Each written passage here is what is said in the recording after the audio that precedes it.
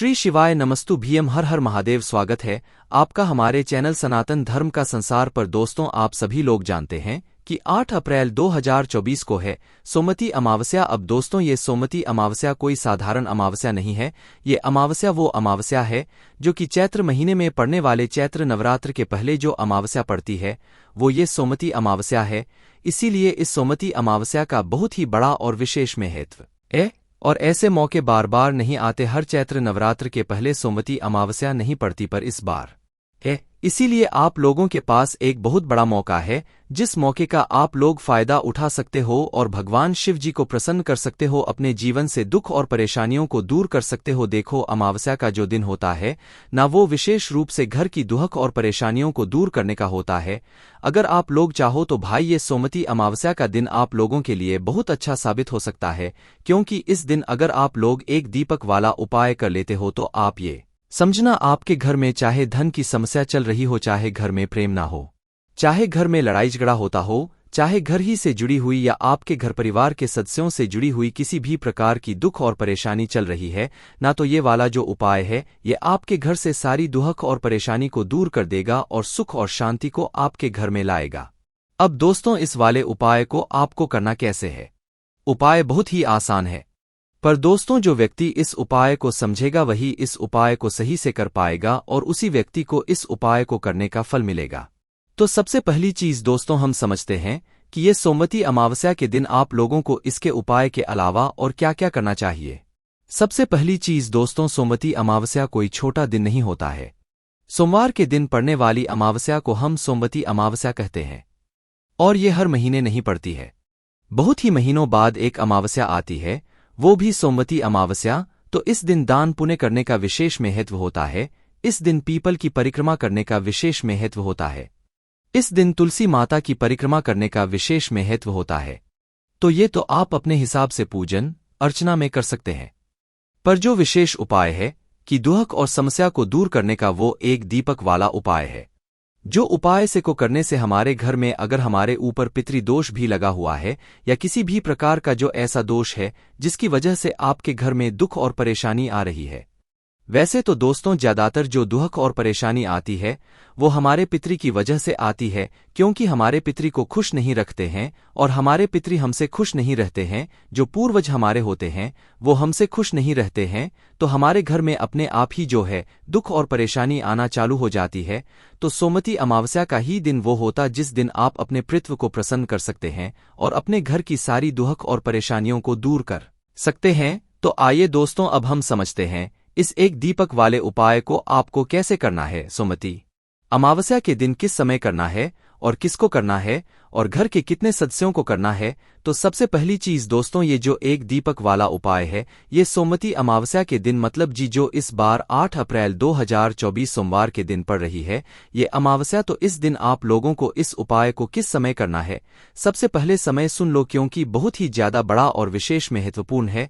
तो देखो, इस एक दीपक वाले उपाय को करने का जो समय है सोमवती अमावस्या के दिन, वो शाम का समय है, प्रदोषकाल का समय, क्योंकि इस उपाय में हमें दीपक जलाना है। दीपक जो है ज्यादातर शाम के समय प्रदोष काल में जलते हैं या रात्रि के समय जलते हैं। ठीक है, तो ये बात आप लोगों को समझ आ गई, पर जो शाम का समय होता है, प्रदोष काल का जो समय होता है, ये कितने बजे से लेकर कितने बजे तक का रहेगा और इस उपाय को हमें कब से लेकर कब तक के बीच में करना है।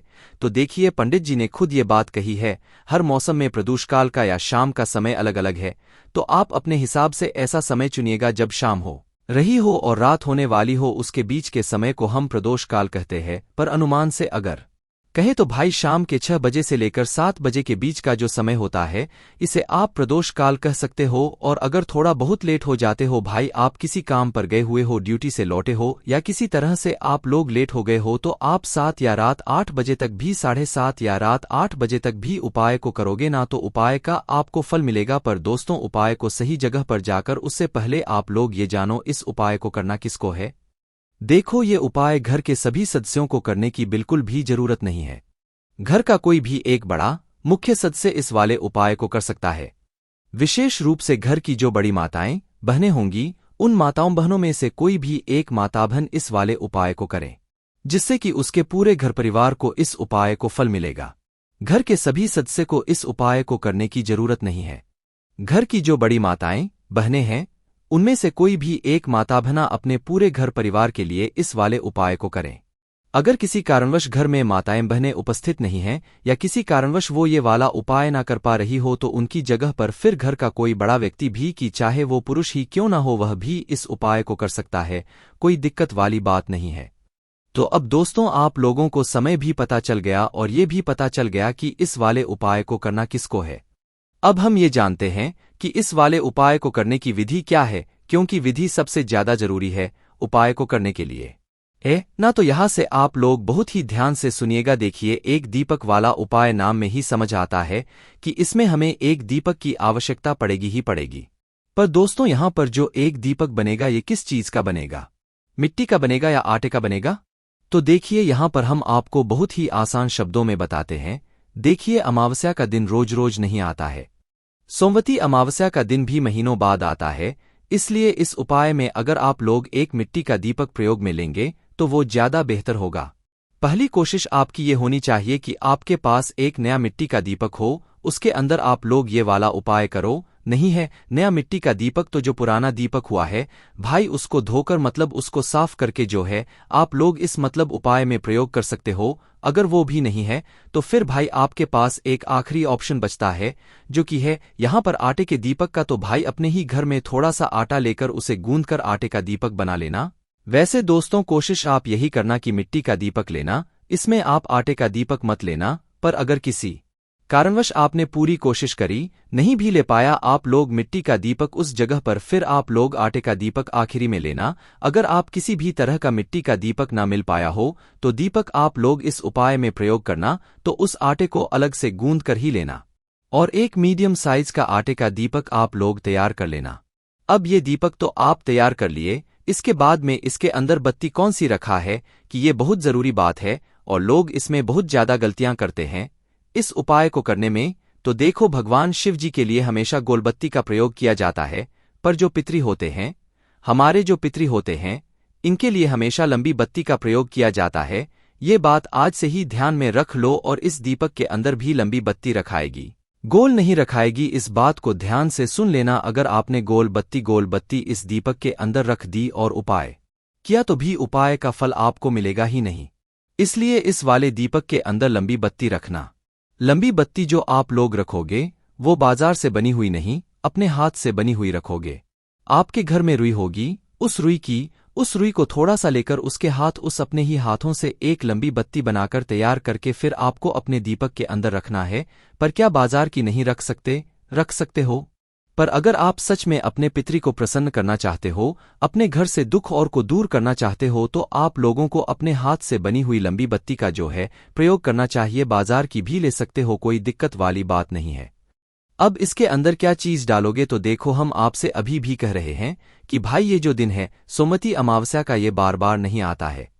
इसके अंदर आप लोग सिर्फ एक ही चीज डालोगे, जो कि होगा शुद्ध देसी गाय का घी।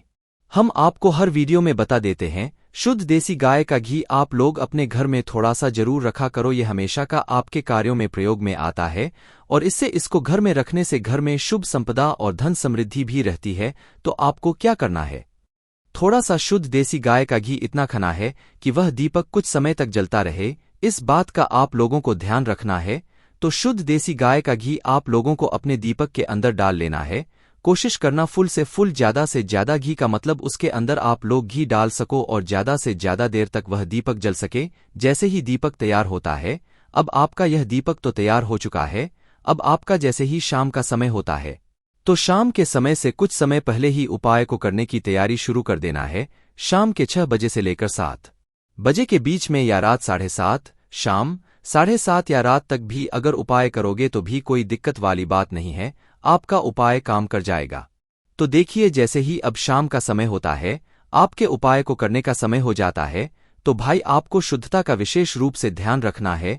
उपाय को करते समय देखो, सुबह तो आप स्नान कर लोगे, पर उपाय तो शाम को होगा। तो शाम के समय आप हाथ मुंह विशेष रूप से धो लेना है। शाम को स्नान करने की जरूरत नहीं है, सुबह विशेष रूप से आप लोग स्नान करना है। शाम को हाथ मुंह धोकर ही उपाय को करने की तैयारी करना और उपाय को करने के लिए जाना है। अब आपको ये जो दीपक है ये तो तैयार हो गया है। अब इस दीपक को आप अपनी पूजन वाली थाली या किसी प्लेट के अंदर लो, खाली हाथ में लेकर मत जाना। इसके बाद में इस दीपक को जलाने के लिए आप अपने साथ में एक माचिस भी रखो, क्योंकि इस दीपक को हमें घर से जलाकर नहीं लेकर जाना है, वहीं पर जाकर जलाना है जहां पर हम इसे रखने वाले हैं। तो एक माचिस अपने साथ में रखना और इस दीपक को जहां पर रखने वाले हो वहां पर रखने के लिए अगर आप चाहो तो कुछ चावल के दाने या कुछ फूल की पंखुड़ियों में भी अपने साथ में रख सकते हो। तो ये सभी चीजें अपने साथ में रखकर आप लोगों को अब कहां पर जाना है। देखो, सबसे पहले हम वो चीज बताएंगे जहां पर आप लोगों को पहले जाना चाहिए। अगर वो जगह नहीं है, फिर दूसरी जगह भी बताएंगे, वो जगह भी नहीं है, फिर तीसरी बताएंगे। तो सबसे पहली चीज, अगर आपके घर के पास में कोई भी नदी है, पवित्र नदी है, तो भाई आप लोगों को सबसे पहले वहीं पर पहुंच जाना है। अगर पवित्र नदी है तो पहुंच जाना है, और अगर थोड़ा दूर भी है, जा सकते हो आप लोग, तो भाई पवित्र नदी पर ही जाना है।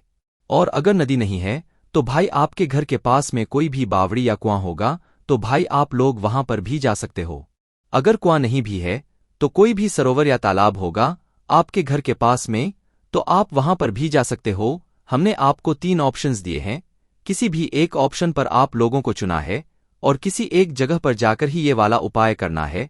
तो आपको क्या करना है कि आपके घर के आसपास में जो भी चीज हो, नदी, बावड़ी या तालाब जो भी हो, एक किसी जगह पर आप लोगों को जाना है, विशेष रूप से पवित्र नदी के पास जाना है।